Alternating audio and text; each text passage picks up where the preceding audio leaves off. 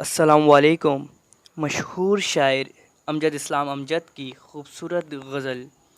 किसी की आँख जो पुरनम नहीं है, किसी की आँख जो पुरनम नहीं है, न समझो ये कि उसको गम नहीं है।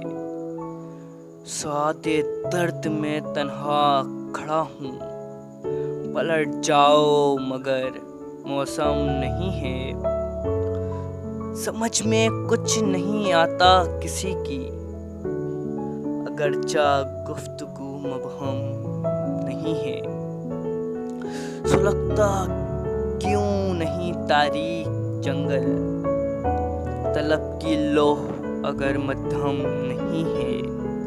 ये बस्ती है सितम परवरदिगा की बस्ती, यहाँ कोई किसी से कम नहीं है। जो कोई सुन सके अमजद तो दुनिया, जो कोई सुन सके अमजद तो दुनिया, बजुज़ एक बाज़े गश्ते गम नहीं है। अस्सलाम वालेकुम, मैं हूँ हमज़ा अली और आपने अभी जो गज़ल सुनी वो अमजद इस्लाम अमजद की खूबसूरत गज़ल किसी की आँख जो पुरनम नहीं है। अगर आपको ये वीडियो अच्छी लगी तो इस वीडियो को लाइक करें, हमारा चैनल हम सुकून सब्सक्राइब करें और कमेंट करके बताएं कि आपको ये वीडियो कैसी लगी और आगे कौन सी शायर का कलाम सुनना चाहते हैं। शुक्रिया।